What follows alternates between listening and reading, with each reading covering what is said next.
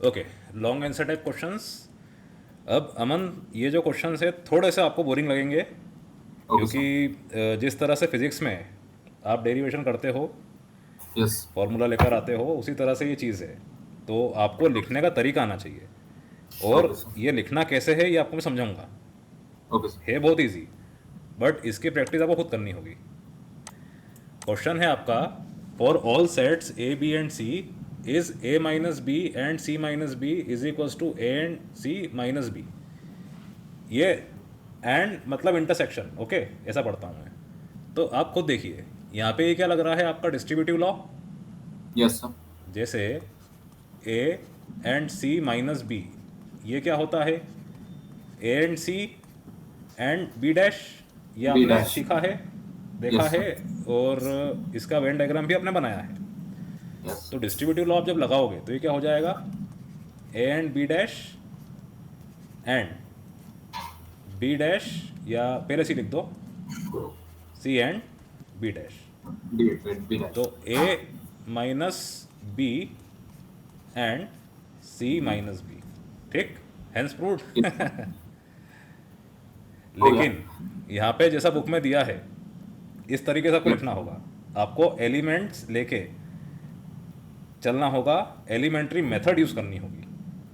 एक ओके बार सर। आप class teacher से पूछ लेना, अगर वो एक्सेप्ट करता है ये चीज़ तो ठीक है, नहीं तो फिर आपको एलिमेंट्री मेथड करना होगा। Okay sir. ठीक, any doubt in this? No sir. No sir. ठीक है, ये चीज़ आप ध्यान रखना, ऐसा भी होता है, लेकिन हमें करना पड़ेगा एलिमेंट्री मेथड से। Yes sir. जैसा आपने यहाँ पे डिस्ट्रीब्यूटिव लॉ लगाया था, ऐसा ही डिस्ट्रीब्यूटिव लॉ यहाँ पर लगा हुआ है, और ये ट्रू है कि नहीं ये आपको बताना है, और ये ऑब्वियसली ट्रू है। तो आप क्या यस। करोगे, आपके एल से स्टार्ट करोगे। आपके ओके एल में सर। क्या है, A minus B and C minus B.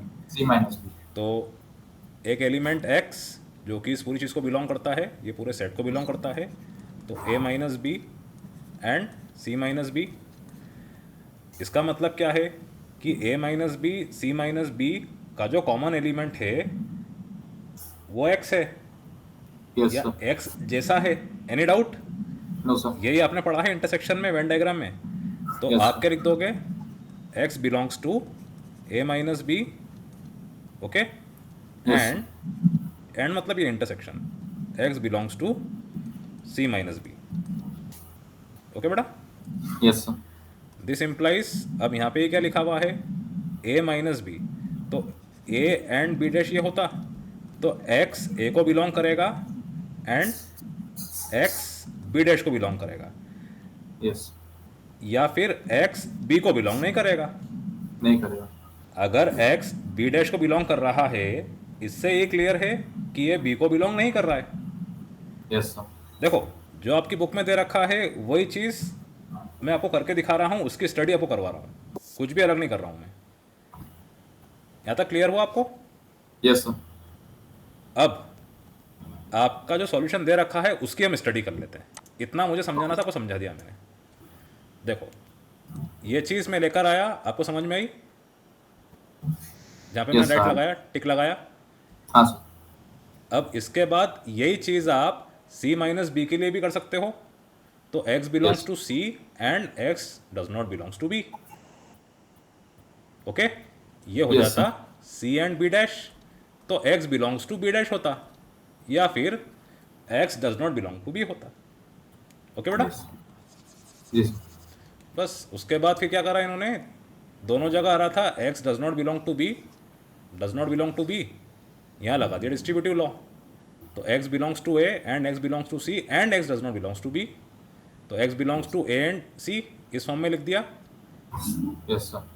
इसको ऐसे रहने दिया, उसके बाद माइनस बी कर दिया। तो ये चीज़ से हमने शुरुआत की, और यहाँ तक हम पहुँचे, A minus B and C minus B से हमने स्टार्टिंग की, और हम यहाँ तक पहुँचे A and C minus B तक। तो इसका मतलब क्या हुआ, ये इसका हुआ subset. Yes clear? Sir. Yes sir. Very easy, very hard? सही जी। इजी। अब आप एक काम यस। करो, इसके अंदर जो मैंने आपको ये शुरुआत बताई है इसको नोट कर लो। बाकी आपको जैसा लिखा हुआ है बुक में, आपको कॉम्प्रोमाइज़ करना पड़ेगा, इतना लिखना पड़ेगा।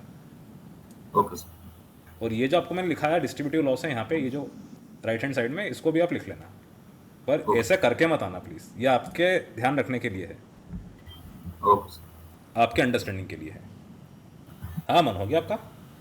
Yes sir. चलिए अब इसका सेकंड पार्ट जो है उसमें आपको RHS से स्टार्ट करना है।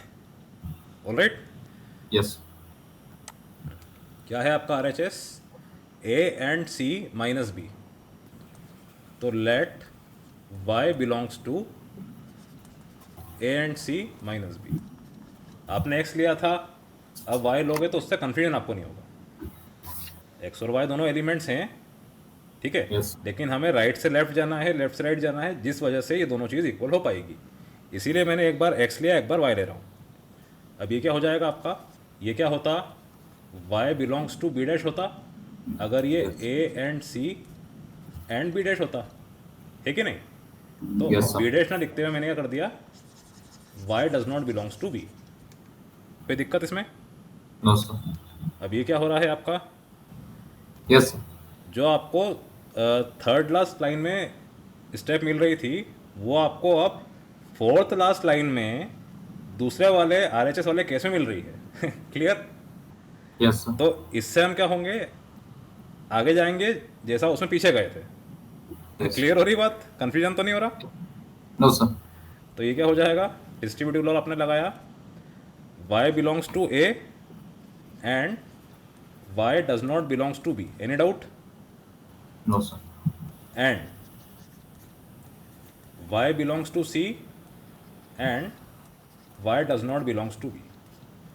कुछ भी डाउट हो इसमें, आपको समझ में नहीं आ रहा हो, feel free to ask. No sir. No. ये क्या हो गया आपका? y belongs to a minus b, okay, yes. Yes and sir. y belongs to c minus b। बस अब ये जो एंड आ रहा है ये क्या हो जाएगा आपका? इंटरसेक्शन। तो y belongs to a minus B, intersection का साइन c माइनस बी। तो आपका जो पहला वाला केस था जहाँ से आपने शुरुआत की थी, ये क्या हो गया? इसका सबसेट। Any doubt? सबसेट हो। No sir. तो a and c minus b is a subset of a minus b and c minus b। See man. ये आपकी इक्वेशन 1 थी, ये आपकी इक्वेशन 2 हो गई। यस तो सर। दोनों इक्वेशन आप क्या बोल सकते हो कि यहाँ पे every set is a subset of itself वाली बात हो रही है। Yes sir. तो ऐसा सेट जो कि खुद का सबसेट होगा वो खुद के इक्वल होगा ना। Any yes sir. Doubt? No sir. तो इक्वेशन 1 और 2 से क्या बोल सकते हो? From 1 and 2 a minus B and c minus B is equals to a and c minus B. Very easy. Yes sir. अभी आपको थोड़ा सा लगेगा मतलब कि इतना सारा हमें लिखना पड़ रहा है और ये एग्ज़ाम में भी ऐसा लिखना पड़ेगा, 5 मार्क्स का क्वेश्चन आएगा। आपको आदत हो जाएगी तो फिर आपको इजी लगेगा। You just have to get use to it, और कोई बात नहीं। यस। कर लीजिए नोट डाउन। ये क्वेश्चन भी वैसे ही है, इसकी भी हम स्टडी कर लेते हैं, जहाँ जहाँ समझाना होगा वो समझा दूंगा। Okay sir. Let A B and C be sets, then show that A union B and C is equals to A union B and A union C. ये होता है डिस्ट्रीब्यूटिव लॉ, लेकिन डिस्ट्रीब्यूटिव लॉ होता कैसे है ये आपको prove करके बताना है। Okay, L H S is equals to R H S होता कैसे है ये आपको प्रूव करके बताना है। वही चीज़ आपको पहले लेना है एल एच एस, उसमें लेना है एक एलिमेंट, उससे आपको जाना है आर एच एस। दूसरी बार में आर एच एस लेना है, उसमें एक एलिमेंट लेना है एक्स, जाना है एल एच एस। 2 इक्वेशंस बनेगी, दोनों इक्वल होंगी, तो L H S R H S equal हो जाएंगे। ठीक है, ओके सर। क्लियर? देखो आप, yes. A union B and C ये आपने लिया, ये पूरा सेट, इसमें एक एलिमेंट है एक्स, ठीक, ये एलिमेंट इस पूरी चीज़ को बिलोंग करेगा, ये आपकी होनी चाहिए शुरुआत। अब Yes, sir. इधर क्या है? यूनियन। यूनियन मतलब आपका होता है और, इंटरसेक्शन होता है आपका एंड, ये आप जानते हो। तो ये यूनियन को इन्होंने क्या कर दिया?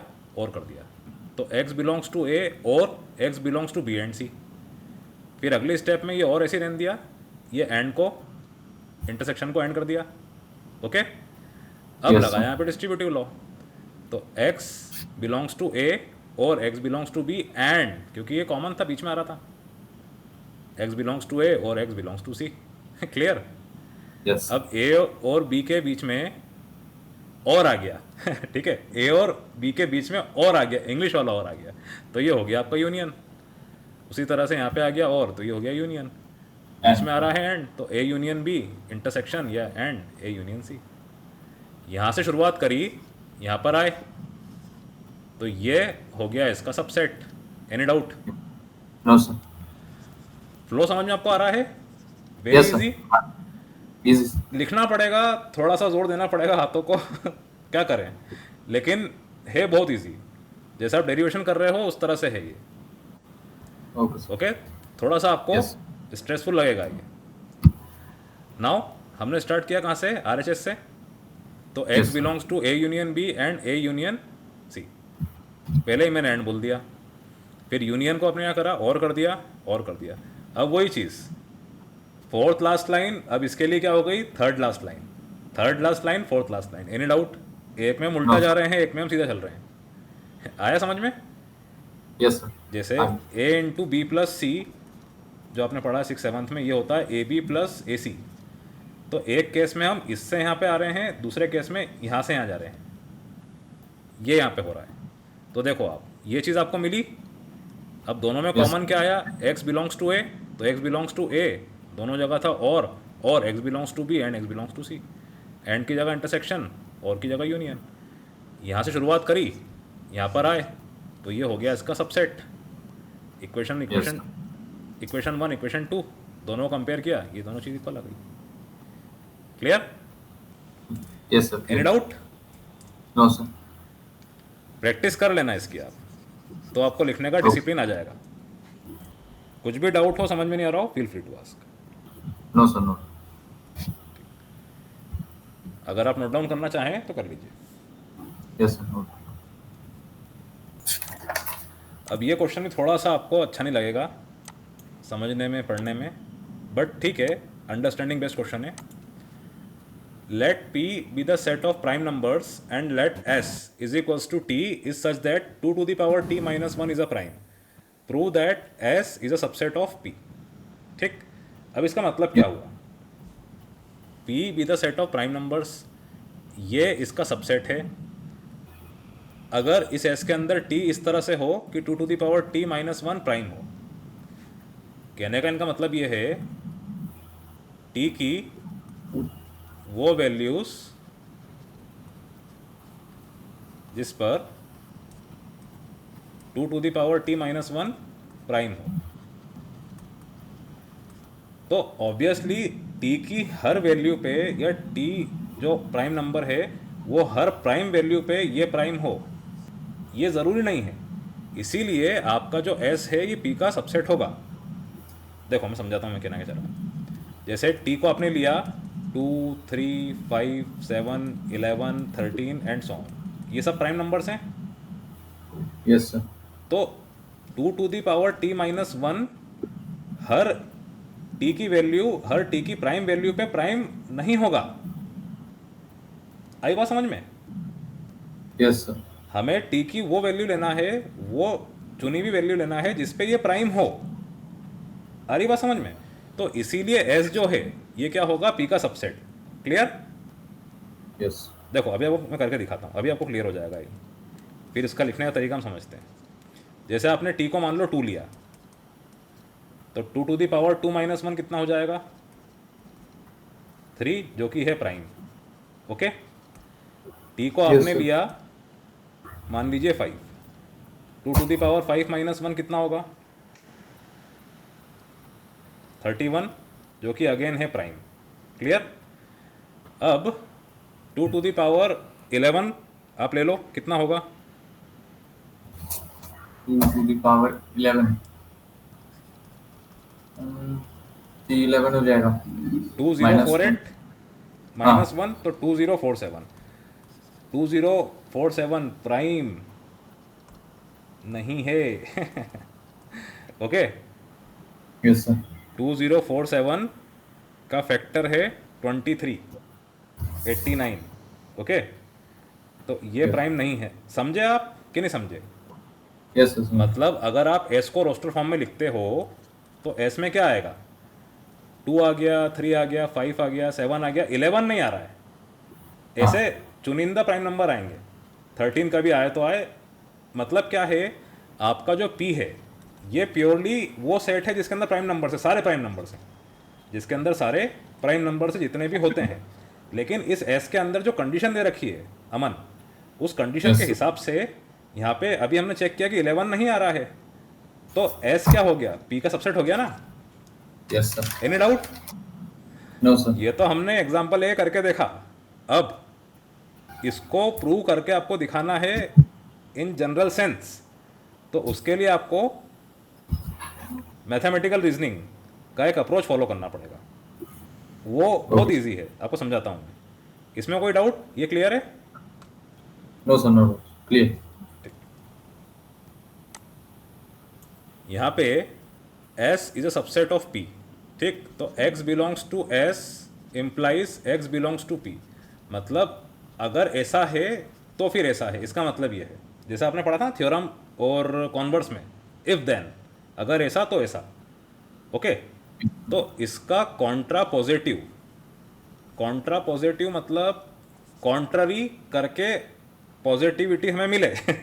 तो उसमें क्या होता है कि अगर x p को बिलोंग नहीं करता है, इसका negation, this will Yes. Implies x will not belongs to s। Clear? Yes, sir. If a then b ऐसा होता, तो if not b then not a, ये होता है कॉन्ट्रा पॉजिटिव स्टेटमेंट। कुछ भी डाउट हो, समझ में नहीं आ रहा हो, feel free to ask. No, sir. No doubts. थोड़ा सा ट्रिकी है, लेकिन क्या करें, आपको ये तरीका लिखना आना चाहिए, इस तरीके से लिखना आना चाहिए। जी सर। अब यहाँ पे क्या हुआ आप समझना। यहाँ पे ये हो रहा है कि x belongs to s implies x belongs to p। ये अगर हम मानते हैं तो x does not belongs to p, ये चीज़ देगा। ये हम चेक कर लेते हैं कि ऐसा हो रहा है कि नहीं। ऑलराइट, तो Yes, अगर sir. x p को बिलोंग नहीं करता है, means x is not prime. हाँ. यहाँ पे उन्होंने बोल रखा है p क्या है? Set of prime numbers. Yes, अगर sir. x p को बिलोंग नहीं करता तो x क्या है? प्राइम नहीं है। Prime नहीं. x इज नॉट Prime अ नहीं. प्राइम नंबर, ऐसा बोल दो। तो x अगर प्राइम नहीं है तो ये क्या होगा? Composite. Obviously x is a composite number. Composite number आपके कैसे होते हैं? जो कि खुद से Factors. डिविजिबल हो, 1 से डिविजिबल हो, और उनके कोई दूसरे फैक्टर्स भी होते हैं, दूसरे फैक्टर्स. है ना? जैसे 4, 6, 8, 9, 10 एक्सेट्रा, लाइक दैट। 4 के फैक्टर्स 1, 4 ये तो है ही खुद, और 1 और साथ में 2 भी है। 6 का Yes, क्या sir. है? 1 और 6 है ही, 2 और 3 भी है। ये पता ही है आपको, कोई दिक्कत नहीं इसमें।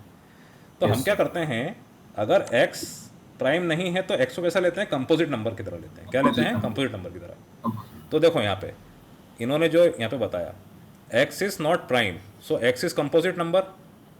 अब x कंपोजिट नंबर ना कुछ भी ले लो, x इज इक्वल टू सबसे पहला 4 ले लो, सबसे पहला 4 Yes. ले लो, ठीक है। तो जैसे ही मैंने 2 to the power x t की जगह x कर दिया, -1 किया, ये होना चाहिए क्या? प्राइम, जैसा हमने देखा। Yes, sir. अभी हमने जो क्वेश्चन किया था इसमें ये चीज़ प्राइम हो रही थी ना, t की हाँ. कुछ वैल्यूज़ पे 2 to the power t -1 prime हो रहा था ना, तो ये Yes, चीज़ sir. प्राइम होना चाहिए। अब जैसे ही मैंने x को 4 लिया तो 2 टू दी पावर 4 -1 कितना हो गया? 15 हो गया ना। अब 15 sir. प्राइम है क्या? No, sir. नहीं, इट इज़ नॉट प्राइम। आया समझ में कि नहीं आया? Yes, sir. आगे. मतलब क्या है कि x s को बिलोंग नहीं कर रहा है। वेरी इजी, क्लियर कि नहीं? Yes, sir. Clear. अगर मैं x को प्राइम नहीं लेता हूँ, ठीक है, हाँ कॉम्पोजिट लेता हूँ, तो ये कंडीशन फुलफिल होना चाहिए थी यस अगर सर वो इस एस को बिलोंग करता तो। लेकिन ये एस को बिलोंग नहीं कर रहा है, क्यों? क्योंकि मुझे मिल रहा है 15 जो कि एक प्राइम नंबर नहीं है। सो ये काउंटर पॉजिटिव स्टेटमेंट जो हमने लिया था वो सही हो गया। Any doubt? नो हम सर आ गए कॉन्ट्रडिक्शन पे। Therefore S is a subset of P. Clear? Yes confuse तो सर नहीं हो रहा? No sir very easy. Yes sir लिख लो इसे।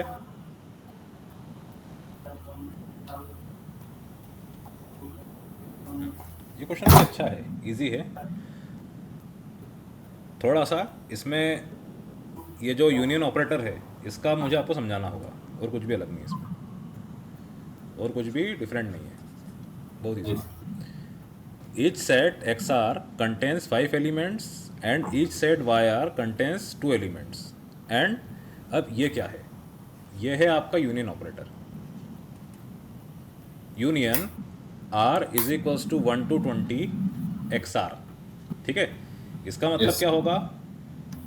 X1 union X2 union X3 up to union extra X20। Any doubt? No sir जैसे sigma हाँ I is equals to 1 to 20 आपको दिया होता एक्स आई, तो आप क्या करते? X1 plus X X one two plus X3 up to 20 तक करते, यस सर समेशन ऑपरेटर। तो वैसा ही है यूनियन ऑपरेटर है, वैसा ही आपका पाई भी होता है, प्रोडक्ट ऑपरेटर। वो हालांकि कोर्स में नहीं है यूनियन, क्योंकि आपको यूनियन ऑफ सेट्स है तो आपको पता होना चाहिए। Any doubt? नो सर अब यहाँ पे ये जो पूरी चीज़ है आपकी, ये इक्वल टू किसके दे रखी है? एस के। एस के और ये इक्वल टू दे रखा है वाई आर के। ठीक, तो वाई आर को भी मैं एक्सपांड कर देता हूँ। R is equals to 1 to N Y R is equals to Y one union Y two union and so on up to Y N. यहाँ तक कोई दिक्कत? नो सर ये चीज़ मैंने सिर्फ आपके अंडरस्टैंडिंग के लिए लिखी है, ध्यान रखना, फॉर योर अंडरस्टैंडिंग, बस और कुछ नहीं, कि इस तरह से हमने ऑपरेटर यूज़ किया। आगे ये बोल रहे हैं if each element of S belongs to exactly 10 of X Rs and to exactly 4 of Y Rs elements then N is equals to क्या है? अब आप खुद देखो, पहली चीज़ यहाँ पे जो एक्स आर है आपका, ठीक है, इसके हर एक सेट में ध्यान देना, ईच सेट, ठीक है, each set of Yes. X R contains 5 elements. यहाँ पे जितने भी आपके सेट आ रहे हैं एक्स आर के, X1 X2 X3 X20, इन सब में कितने एलिमेंट्स है? 5 एलिमेंट्स। मतलब आपका X1 कैसा होगा? इस तरह से A B C D, 5 elements. तो Yes. NX1 कितना हो जाएगा? 5। उसी तरह से 5 NX2 कितना हो जाएगा? 5 एंड सो ऑन। तो आप मुझे बताओ अमन, अगर मैं यहाँ पे करता हूँ N union R is equals to 1 to 20 XR, या N of X1 union X2 union X3 and so on up to X20, तो ये क्या हो जाएगा आपका? Sir 5 into 5 5 plus 5 plus 5 up to 20 times, 20 times मतलब 20 into 5 that is 100। Clear? Yes ऐसा होता ना, ये NX1 प्लस NX2 ऐसा आप पढ़ते रहते हैं, आखिरी में आता आपका NX NX 20 20। तो 5 प्लस 5 प्लस 5 ऐसा 20 बार आप कर रहे हो तो आपको कितना मिल रहा है? 100। अब ध्यान से देखो, ये चीज़ आपकी किसके इक्वल थी? S के इक्वल, है ना? इस क्वेश्चन में यहाँ पे ये था S, तो ये जब मैंने N यहाँ पे किया तो ये आपका क्या है? NS। ये पूरी चीज़ जो ऊपर मैंने लिखी है ये थी S के इक्वल, ये पूरी चीज़ जो मैंने Y के लिए लिखी ये पूरी थी S के इक्वल। जब मैंने N लिया तो S के आगे भी N आ जाएगा ना, तो NS कितना हो गया? 100। ठीक है? Yes any doubt Aman? No sir अब यहाँ पे क्वेश्चन में वो बोल रहे हैं if each element of S belong to exactly 10 of the X R's element. समझना, S का एक एलिमेंट जो है वो XR के 10 एलिमेंट के बराबर है, मतलब यहाँ पे यूनिकनेस जाहिर हो रही है। ओके, यूनिकनेस डिस्टिंक्ट एलिमेंट्स जो हैं वो बताए जा रहे हैं। एक एलिमेंट 10 के बराबर है मतलब क्या है, रिपीटेशन हो रहा होगा यहाँ पे, Yes, sir. रिपीटेशन हो रहा होगा तो ये ऐसा हो रहा होगा ना, एलिमेंट्स रिपीट हो रहे होंगे तो ये ऐसा हो रहा होगा ना, यस और नो। Yes, sir. तो here S each element of S is equals to exactly 10 of the XR's element, ठीक है। तो डिस्टिंक्ट एलिमेंट्स कितने हो जाएंगे,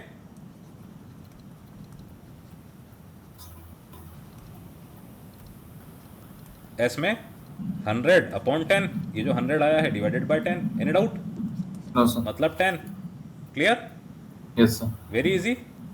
Yes, sir. Yes. अब मुझे बताओ आप y वाला केस, जैसे आपने y लिया n u r is equals to 1 to n by r, तो n y1 union y2 and so on up to yn, y में कितने एलिमेंट्स थे आपके पास, दो एलिमेंट्स थे, ठीक है। Two elements. तो ये क्या हो रहा है आपका 2 + 2 + 2 up Plus two two. N times. n times, तो ये क्या हो जाएगा 2n. 2n, ठीक। Yes. अब यहाँ पे भी वही चीज़ हो रही है कि जो ये s के एलिमेंट्स है ये एग्जैक्टली y के कितने एलिमेंट्स इक्वल हैं, 4 4. ऑफ दी बाय आर्स, ठीक है। तो ये Yes. क्या हो गया 2n/4, क्लियर। Yes, sir. आपका जो सेट s है, ओके, Yes, sir. वो, या ऐसा मुझे बोलना चाहिए, आपके जो सेट s में डिस्टिंक्ट एलिमेंट्स है वो तो इक्वल होंगे, Hmm. Yes, sir. तो इक्वेशन 1 और 2 इक्वल हो जाएगी। डिस्टिंक्ट एलिमेंट्स XR के हिसाब से जो आपने निकाले हैं वही YR के हिसाब से होंगे ना, क्योंकि Yes, S में sir. जो एलिमेंट्स है वो तो जैसे हैं वैसे ही रहेंगे, ऐसा थोड़ी XR के हिसाब से अलग हो जाएंगे, YR के हिसाब से अलग हो जाएंगे। X के बराबर ये दोनों आ रहे थे, जो रिपीटेटिव एलिमेंट्स थे वो हमने हटा दिए, आया Yes, समझ sir. में, तो 1 और 2 क्या हो जाएगी equal, okay. Okay, sir. So from 1 and 2 10 is equals to 2n/4, Go. distinct elements are equal. So 40/2 is equals to n, this implies n is equals to 20, ये इसका आंसर है, Answer. क्लियर। Yes, sir. थोड़ा सा tricky था लेकिन था easy, union operator कैसे आपको यूज़ करना था ये बताया इसमें, और कुछ भी अलग नहीं था। Yes. चलिए कर लीजिए ऐसा note down. Two finite sets have m and n elements respectively. The total number of subsets of first set is 56 more than the total number of subsets of the second set. Okay. The value of m and n respectively are. दो finite sets हैं आपके ए and B मान लो आप, तो N A ये कितना दिया है बेटा आपको, एम एन बी एन, ठीक है। Yes, sir. जो हम एलिमेंट्स निकालते हैं इसे निकालते हैं, ठीक। Yes. अब यहाँ पे एक प्रॉब्लम ये होगी कि एम एन एन एलिमेंट्स, यहाँ पे हम ये एन ले रहे हैं, तो थोड़ा सा ध्यान रखना, अगर आप चाहो तो इसको ऐसे लिख लेना, N A N B, confusion ना रहे, है ना। यहाँ आप लिख देना कि N denotes number of elements, Okay, sir. क्योंकि इन जनरल हम छोटे एन से करते हैं डिनोट, लेकिन यहाँ पे एन और एम आ रहा था तो कन्फ्यूजन ना रहे, इसीलिए हमने यहाँ पे एक कमेंट प्रोवाइड कर दी, ठीक है। अब Yes. टोटल सबसेट्स कितने होंगे इसके, जितने एलिमेंट्स हैं वो 2 की Yes. पावर में, इसके कितने होंगे जितने एलिमेंट्स है उसके 2 की पावर. वो 2 की पावर में। अब the total number of subsets of first set is 56 more than the total number of subsets of the second set, मतलब 2 to the power m जो है 2 to the power n से 50 से ज़्यादा है, उससे ज़्यादा है. आया समझ में, वेरी इजी। Yes, sir.